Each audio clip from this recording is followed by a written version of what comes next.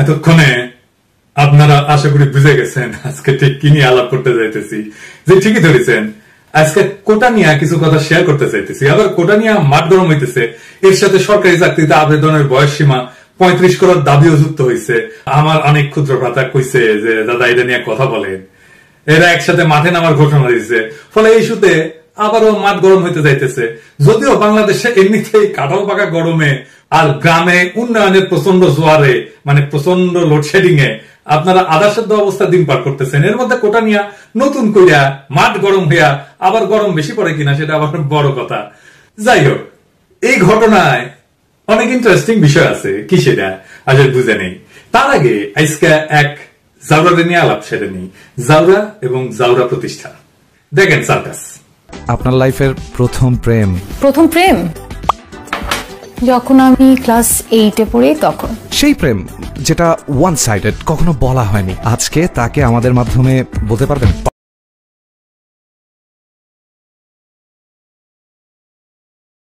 আচ্ছা, প্রেম লাইফ না single life, আপনার এক্সপেরিয়েন্সে কোনটা বেটার আপনার কাছে? বোথ। এই সার্কাসে বিজ্ঞাপনটা দেখেন, ইন্টারেস্ট একটু বড় করে দেখে দেন কার বিজ্ঞাপন দিতেছে। আঙ্কারে প্রথম আলো, ডাবর, এই প্রথম আলো, লেট, কালচারাল মাফিয়া, ছায়ানট, সবারই একটাই কৌশল। প্রথমে মাইয়ার মধু পেলে, তারপরে ওই মধুর আকর্ষণে পোলারা আসে। এই মাইয়া ক্লাস 8 থেকে প্রেম করে। তো এই গল্প শুনাইতেছে, শুনাক, অসুবিধা নাই। কিন্তু ডাবর, এর মধ্যে ডাবর কেন?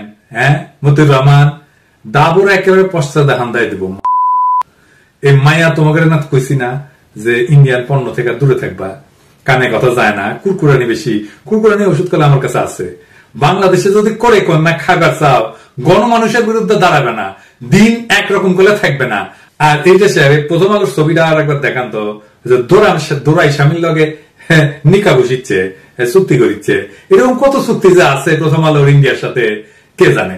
বাংলাদেশ ধ্বংস করার মিডিয়া কারিগর দুটা, একটা মতিউর রহমান আর একটা ডেলি স্টার মাহফুজা নাম। এরাই 111 ঘটায় হাসিনারে আনছে। যেদিন হাসিনা পড়বে সেদিনই প্রথম আলো আর ডেইলি স্টার অফিসে দখল নেওয়া লাগবে, কলে পাশা লাথি দিয়ে সব কটা বাইর করে দিবেন। তারপরে কি করা লাগবে আমি কয়ে দেবো। এই দুইটাই জাউরার জাউরা। এই দেন তো এটা দেন, ঠকাশ ঠকাশ করে মেরে দেন। আর ওই যে ভারত বন্ধু পাইলাম কয়টা, আর একটা পাইলাম, তাই না? হ্যাঁ, আগের গুলার সাথে দেখান। অপূর্ব, জান্নাতুল পিয়া, মেজাবিন, আব্দুল নুর তুষার আর এ তানজিন তিশা। এখন আমার ক্ষুদ্র ভাতাটা কবে যে মায়াদের বয়কট করলে বাকি থাকবে কে? কেউ তো বাকি থাকবে না, না থাকাই তো উচিত। হ্যাঁ, এই বালগুলোরে দেখা লাগবে কে? না আছে চেহারা, না আছে ফিগার, না জানে অভিনয়। এই যে জান্নাতুল পিয়া, ওর ফিগার তো সরিষার তেলের বোতলের না কার। হ্যাঁ, তো দেখেছেন, ছবি দেখেছেন, জায়গা মতো দাঁড়াইছে আর কি। হ্যাঁ, ড্যাডি অব দ্য নেশনের। হ্যাঁ, তো দেখবাই যখন তখন এই মার্গট রবি দেখবা, গ্যাল গাডেদের দেখবা, স্কারলেট জোহানসন দেখবা। হ্যাঁ, এইসব ঝোলে দেখার দরকার আছে। এখন ক্ষুদ্র ভাতরা কবে দাদা আপনি কে করে জান্নাতুল পিয়া ফিগার দেখেছেন? দেখেছি, শুধু দেখি না, ম্যাপেও লিখছি। বাঙ্গু সেকুলারেরা ওই যে প্রগতিশীলতা বেছে না, এরা গ্ল্যামার বেছে। প্রগতিশীলতার এদের গ্ল্যামারের দেবো, আর এটাই রাজনীতি। যাই হোক, কোটা প্রসঙ্গে আসি। কার্ল রানির ক্ষমতার চরিত্র এবং তার দেশ শাসনের ধরন বোঝার জন্য এই ঘটনাটা একটা অতি উৎকৃষ্ট উদাহরণ। কার্ল রানির তো গুণের শেষ নাই। এই ঘটনায় তার কিছু পুরানা গুণ আবার নতুন করে প্রকাশ পাইতেছে। এই কার্ল রানির কর্তৃত্ববাদী শাসনের কথা গোটা দুনিয়া জানে।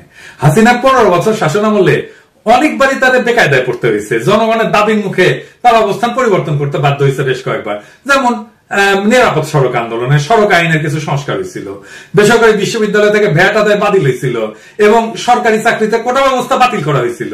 হ্যাঁ, কিন্তু অবাক করা বিষয় হলো যেগুলো সবগুলাই আবার ধীরে ধীরে ফেরত আসতেছে। আপনি কুত্তার লেজ যদি 100 বছরের চুঙ্গার মধ্যে বইরা রাখেন না, তো তারপরে যখনই ছেড়ে দিবেন আবার দেখবেন বাঁকা হয়ে গেছে। বিশ্বাস না, ট্রাই করে দেখতে পারেন। অবশ্য ট্রাই করার দরকার নাই, লিগের দিকে তাকাইলে এটা বুঝবেন। এই লিগ হইতেছে কুত্তার লেজ। তো এই জন্য কুত্তার সাথে এদের এত ভাব ভালোবাসা হয়, বুঝছাও? ওই যে পোলাটা দেখেন না, ওই যে হাসিনা পোলা, হ্যাঁ, ও কুত্তা প্রেমী। হ্যাঁ, কুত্তা লিয়া বসে থাকে। কুত্তাটা কলে সুন্দর আছে। তো যাই হোক, ওই জনগণের আন্দোলনের মুখে এগুলো যেগুলো মেনে নিছে বলে এতদিন আপনারা মনে করছিলেন, তা সবই কিন্তু একের পর একটা এখন ফেরত আসতেছে। আন্দোলনের মুখে কাউয়া কাউয়া কাদের, ওই যে কাউয়া কাউয়া সাউন্ড জোরে দেন, আরো জোরে দেন, আরো জোরে দেন, কান ফাটাই দেন। হয়েছে, ওই যে সড়ক আইনে কইছিল না, যে সড়ক আইনে যে কঠিন কঠিন বিধানগুলোর যুক্ত করার ঘোষণা দিছিল না, সেগুলো ইতিমধ্যে শিথিল করা হয়েছে। কিন্তু জানেন, উচ্চ আদালতে ভ্যাট প্রত্যাহারের ঘোষণা বাতিল হয়েছে। সবশেষে কয়েকদিন আগে উচ্চ আদালত সরকারি নিয়োগের ক্ষেত্রে এই মুক্তিযোদ্ধা কোটা বাতিল সংক্রান্ত পরিপত্রে অবৈধ ঘোষণা করছে। মানে হইল হাসিনার তার লেসপেন্সারদের মুখের কথার কোনো দাম নাই, ওর গুয়া দিয়ে রক্ত আর মুখ দিয়ে মিশা কথা বাড়ায়। আপনি শয়তানরে বিশ্বাস করতে পারেন, কিন্তু এদের বিশ্বাস করলে চিরতরে ধরা খেবেন। শয়তানও ওদের গরু মানে, কিন্তু আমরা ঠিকই ওদের জারমি ধরে ফেলাতে পারি। যাই হোক, কোটায় আবার ফিরে আসি। স্বাভাবিকভাবে এই রায়ের পরে সমাজে প্রতিক্রিয়া শুরু হয়েছে, দেশে বিভিন্ন শিক্ষাঙ্গনের প্রতিবাদী মিছিল মিটিং আবার শুরু হইতেছে। তো এবার আসেন একটু আগে ফিরে আসি, অনেকে হয়তো জানেন না কোটা সংস্কার আন্দোলন সম্পর্কে, একটু ফিরে দেখি। আওয়ামী লীগ সরকার ক্ষমতা আসার পরে যে কয়টা গণদাবি তাদেরকে পিছু হতে বাধ্য করছিল, তার মধ্যে অন্যতম ছিল কোটা বাতিলের দাবিতে আন্দোলন। কিন্তু আন্দোলনটা কোটা বাতিলের দাবিতে করা হয় নাই, কিন্তু তারা শুরু থেকে চাইছিল কোটা সংস্কার। কোটা বাতিল আর সংস্কার এই দুইটার মধ্যে কিন্তু পার্থক্যটা মনে রাখতে হবে। আন্দোলনের নামই ছিল কোটা সংস্কার আন্দোলন, কিন্তু আন্দোলন যখন সারা দেশে ছড়ায় পড়ে, সরকার অনর অবস্থান থেকে সরে আসতে বাধ্য হয়। কাটালানি সবকিছুতে ক্রেডিট নেওয়ার অভ্যাস আছে, তাই তখন সে কোটা বাতিলই করে দিয়েছিল। তখন আন্দোলনকারীরা ভাবছিল, আরে বা চাইলাম সংস্কার করে দিল বাতিল, হ্যাঁ চাইছিলাম পিস্তল দিল কামান। কিন্তু এখন আবার হাইকোর্টের রায়ের মাধ্যমে কোটায় বাতিলকে অবৈধ ঘোষণা করে বহাল রাখার আদেশ দেওয়া হয়েছে। জার্মানিটা দেখেছেন? ফলে কোটা নিয়ে আবার আন্দোলন শুরু হইতেছে। এই বিষয়ে আমরা আজকে বিস্তারিত কথা বলার চেষ্টা করব। আদালতের মাধ্যমে নানা ইত্রামির বাস্তবায়ন এই আমলে প্রায় শিল্পের পর্যায়ে পৌঁছে গেছে, হাসিনা নিয়ে গেছে। এক একটা হারামি কোর্টকে, হাইকোর্টকে পুরাই মুজিব কোর্ট বানাই ফেলছে। এই দেখেন, ডেইলি স্টারের বিশাল প্রগতিশীলটারে আস্তে আস্তে জামিন দিয়ে দিচ্ছে, বুঝছাও? এটা একটা শিশু নির্যাতক। এর নিয়ে এর আগে একটা ভিডিও কথা কইছিলাম, কিন্তু এই যে ভিডিওটা আদালতের ক্রিমিনাল অ্যাক্টিভিটির এইটা একটা নিদর্শন হয়ে থাকলো। সময় মতো ওদের ধরা হবে, এটা নিয়ে এখন আর বিস্তারিত কইলাম না।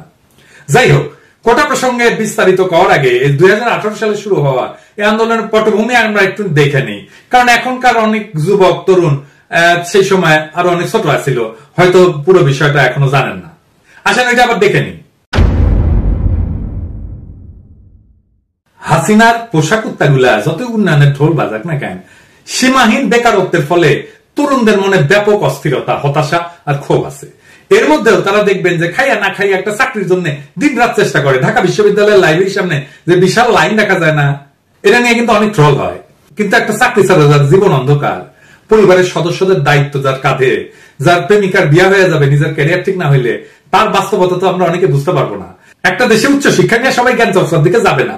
উচ্চ শিক্ষায় চাকরি না, প্রধান হওয়া উচিত যে জ্ঞান। কিন্তু আমাদের দেশে সমাজে কেউ গাছতলায় আর কেউ পাঁচতলায় যাবে, যেটা কি দিয়ে নির্ধারিত হয়? জ্ঞান দিয়ে নির্ধারিত হয় না। এটা ঠিক হয় ধান্দা দিয়া, চাটার ধান্দা, চাটার যোগ্যতা, মামা খালুর দৌড়, এগুলো দিয়ে ঠিক হয়। তাই একটা সাধারণ ছাত্র পড়ার পাঠ চুকায় ফেলার আগেই বিসিএস এর দিকে ঝোঁকে। তাতে ক্ষমতার সুবিধা নেওয়ার চাইতে একটা নিরাপদ জীবন চাওয়ার বাসনায় বেশি থাকে, অন্তত প্রথম দিকে। কিন্তু এই সরকারি চাকরি যখন গোপালী কোটার দ্বারা বন্টন করে দেওয়া হয় লিগেল লোকদের মধ্যে, তখন আসলে হতাশা হয় স্বাভাবিক। আর এই হতাশা থেকে যৌক্তিক একটা আন্দোলন শুরু করছিল সাধারণ ছাত্রছাত্রীরা। পরে সেই কোটা সংস্কার আন্দোলন দেশ জুড়ে শিক্ষার্থীদের মধ্যে বিস্তৃত হয়েছিল। বাংলাদেশে বেকারত্ব, বিশেষ করে শিক্ষিত বেকার, এটা বড় সমস্যা।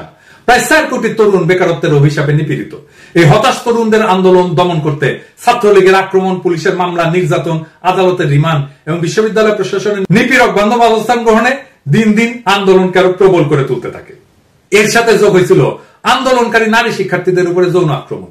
শহীদ মিনারে ছাত্রলীগ একাধিকবার আক্রমণ করছে কোটার বিরুদ্ধে সংগঠিত হওয়া সাধারণ ছাত্রদের উপরে, এমনকি শিক্ষকরাও তার হাত থেকে রক্ষা পায় নাই। যাই হোক, কোটা সংস্কার আন্দোলন বাংলাদেশের সব ধরনের চাকরির ক্ষেত্রে কোটার ভিত্তিতে নিয়োগের যে প্রচলিত ব্যবস্থা, সেইটা সংস্কারের দাবিতে সংগঠিত হয়েছিল এবং এটা দ্রুত সারা দেশে ছড়ায় পড়ছিল। 1972 সাল থেকে চালু হওয়া কোটা ব্যবস্থা সংস্কারের দাবিতে চাকরি প্রত্যাশী সাধারণ শিক্ষার্থীদের বাংলাদেশ সাধারণ ছাত্র অধিকার সংরক্ষণ পরিষদের নেতৃত্বে 2018 সালের জানুয়ারি থেকে ধারাবাহিকভাবে বিক্ষোভ এবং মানববন্ধন কর্মসূচি পালন করতে শুরু করে। অবশেষে লাগাতার আন্দোলনে শিক্ষার্থীদের অভূতপূর্ব অংশগ্রহণের ফলে প্রথম এবং দ্বিতীয় শ্রেণীর সরকারি চাকরিতে 46 বছর ধরে চলা কোটা ব্যবস্থা বাতিল ঘোষণা করতে বাধ্য হয় হাসিনা। চাকরিতে কোটা প্রবর্তনের পটভূমি যদি দেখি, তাহলে দেখা যাচ্ছে বাংলাদেশ স্বাধীন হওয়ার পর সর্বপ্রথম 1972 সালে সরকারি চাকরির ক্ষেত্রে কোটা ব্যবস্থা প্রবর্তন করা হয়। সেই সময় মেধা তালিকার 20% বরাদ্দ রেখা 40% জেলা ভিত্তিক, 30% বাংলাদেশের স্বাধীনতা সংগ্রামে অংশগ্রহণকারী মুক্তিযোদ্ধা পরিবারের সদস্যদের জন্য এবং 10% যুদ্ধে ক্ষতিগ্রস্ত নারীদের জন্য বরাদ্দ দেওয়া হয়। ফলে এই মেধার অবমূল্যায়ন শুরু থেকেই ছিল, এটা দেখতে পাওয়া যাচ্ছে। কিন্তু কোটার মাধ্যমে কিভাবে বৈষম্য বাড়ানো হয়েছে আসেন সেটা একটু দেখি। যে তথ্য পাওয়া যাচ্ছে তাতে দেখা যাচ্ছে যে নিবন্ধিত মুক্তিযোদ্ধার সংখ্যা 2 থেকে 2.5 লাখ, অর্থাৎ 1000 মানুষের মধ্যে মুক্তিযোদ্ধার সংখ্যা 1.2 জন বা 1.5 জন, যা সমগ্র জনসংখ্যার 0.12 থেকে 0.15%। 0.12% মুক্তিযোদ্ধার জন্য কোটার পরিমাণ 30%, যা হাজারে রূপান্তর করলে দেখা যায় 1000 জনতার মাঝ থেকে 1 থেকে 1.5 বা 1.5 জন মুক্তিযোদ্ধার পরিবারের জন্য কোটার পরিমাণ 300। কিন্তু উল্টা দিকে মুক্তিযোদ্ধা নিয়ে আওয়ামী লীগের প্রচার করা প্রত্যেকটা জিনিস ভুয়া। মুক্তিযোদ্ধার শহীদের সংখ্যা ভুয়া, মুক্তিযোদ্ধার সংখ্যা ভুয়া। এই সংখ্যা তো ভূতের গল্পের রাক্ষসের মতো দিন দিন বাড়ে। এই বিষয়ে আমার বইতে আমার কিন্তু বিস্তারিত লিখছি।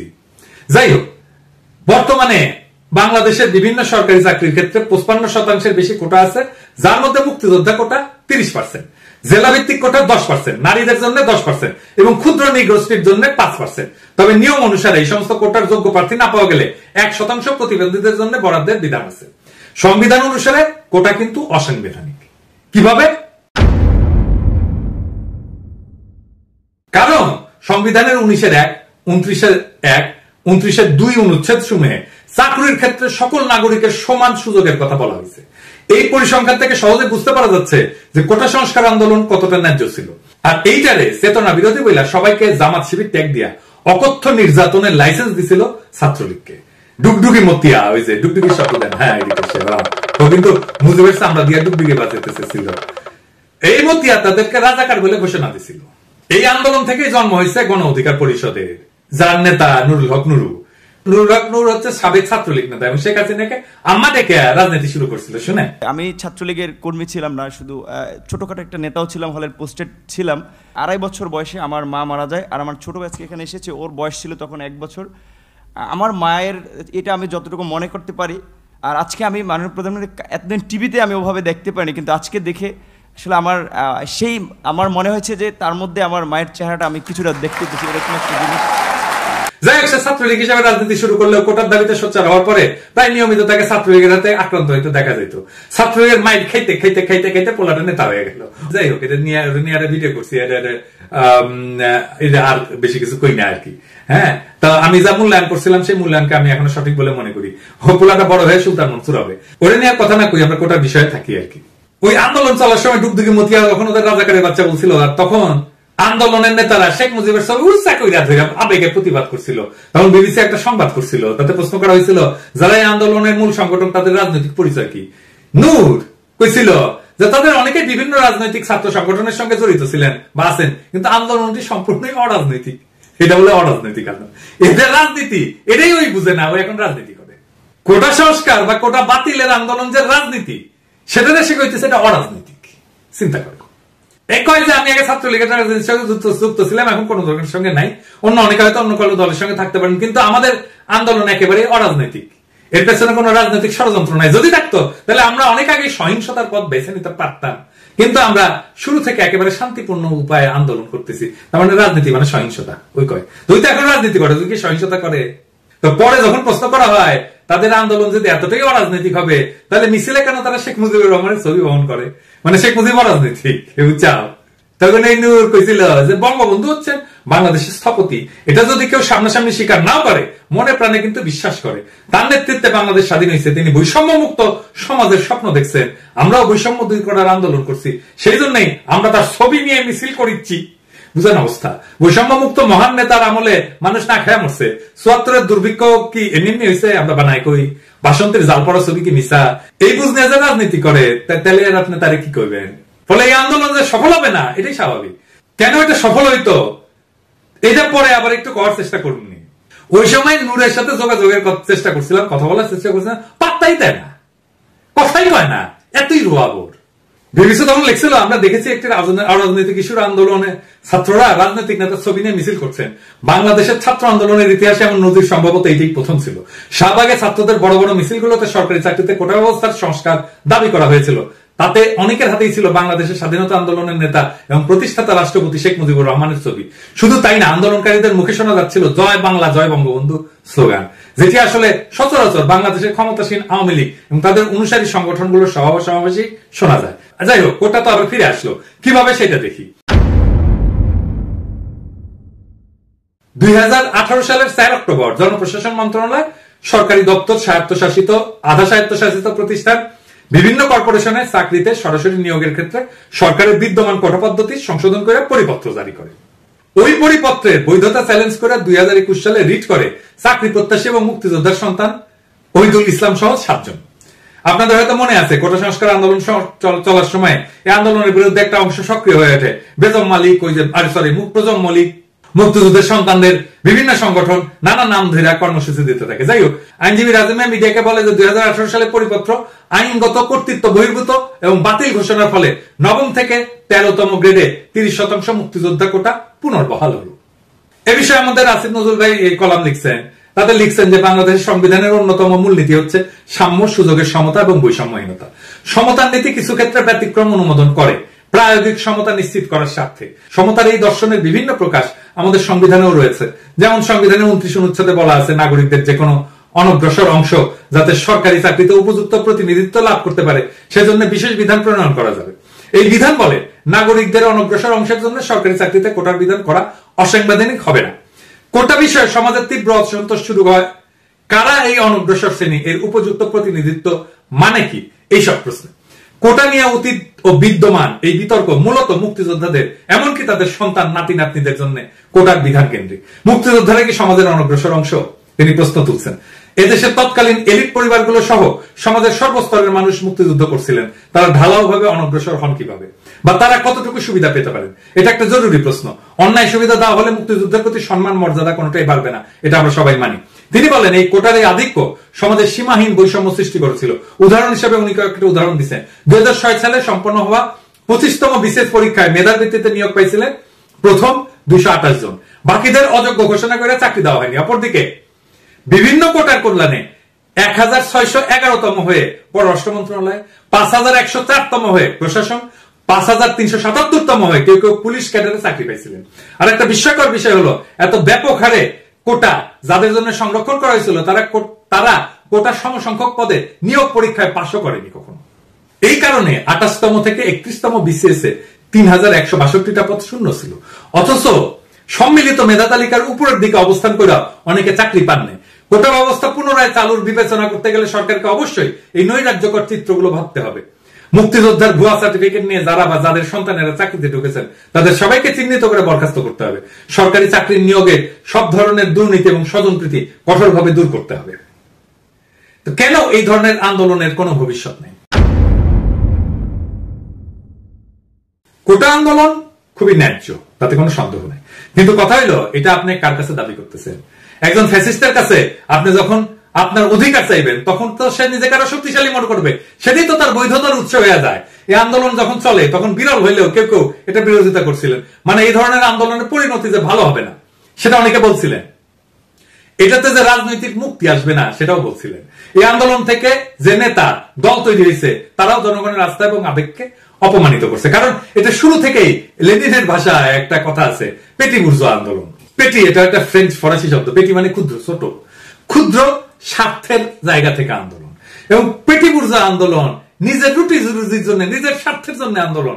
এইটা দিয়ে কোনোদিন রাজনৈতিক মুক্তি আসে না, আসতে পারে না, যদি না সে আন্দোলনের সাথে মতাদর্শিক সংগ্রাম যুক্ত না হয়। এইটার মতাদর্শ ছিল আব্বাতন্ত্র। যার হাত ধরে বাংলাদেশে বৈষম্য শুরু হয়েছে সেই শেখ মুজিব, ওই যে সোহরাওয়ার্দীর বডিগার্ড, তার ছবি বুকে নিয়ে কয় মুজিবের বাংলায় বৈষম্যের ঠাঁই নাই। কত বড় হারামিপনা! আমাদের রাজনৈতিক মুক্তির সংগ্রামকে আগায় নিতে হবে। রাজনৈতিক ভাবে মুক্তি পাওয়া গেলে এই ধরনের আব্বাতন্ত্র, পিতৃতন্ত্র, মুজিবতন্ত্র এমনিতেই জয় বাংলা হয়ে যাবে। যেটাকে বলি যক্ষা ভালো হইলে কাশি এমনিতেই ঠিক হয়ে যাবে। কিছু ইস্যু ভিত্তিক আন্দোলন করে হুজুর তুইলা সুলতান মনসুর টাইপের নেতা সামনে আসলে আমাদের মুক্তি আসবে না। তাই আমাদের দাবি ভারত এবং তাদের সহযোগীদের হাত থেকে বাংলাদেশকে রক্ষা করে একটা গণতান্ত্রিক রাষ্ট্র তৈরি করা, যাতে আর মুক্তিযুদ্ধের ব্যবসা করার সুযোগ না থাকে। চেতনার নামে দেশের সর্বনাশ করতে কেউ যেন না পারে, সেই শক্তিশালী প্রতিষ্ঠান তৈরি করা হবে। অসহায় বেকার প্রজন্ম থেকে আগামীর প্রজন্ম যেন আত্মশক্তি নিয়ে বলিয়ান হয়ে বড় হইতে পারে, তেমন একটা দেশ গঠনের ঐতিহাসিক সংগ্রামে আপনারা লিপ্ত আছেন কিন্তু ইতিমধ্যেই। এই লড়াইকে জয়যুক্ত করেন। এই মাঠের লড়াইয়ে নামে আমাদের ভাইরা খায় না খায় ভারতীয় পণ্য বয়কটের আন্দোলন করতেছে, হাটে মাঠে ঘাটে বাজারে ওদের সাথে যোগ দেন। ইন্ডিয়া তাড়াইলে হাসিনাও তাড়ানো যাবে। হাসিনা বিদায় করতে পারলে কোটা মোটা আমরা ডাস্টবিনে চুলে ফেলবো, আর কোটায় যারা চাকরি পাইছে তাদের পাশে লাথি দিয়ে বের করে দেবো। সকলের জন্য সাম্যের রাষ্ট্র আমরা গড়ে তুলবো। সেই দিনকে আসেন আমরা বাস্তব কইরা তুলি। তাছাড়া যতই আন্দোলন করেন কোনো লাভ হবে না, সাময়িক ভাবে পিছু হটবে, তারপর কুত্তা হাসিনার লেজ আবার বাঁকা হয়ে যাবে। তাই আসেন ওই কুত্তাটারে সটাই।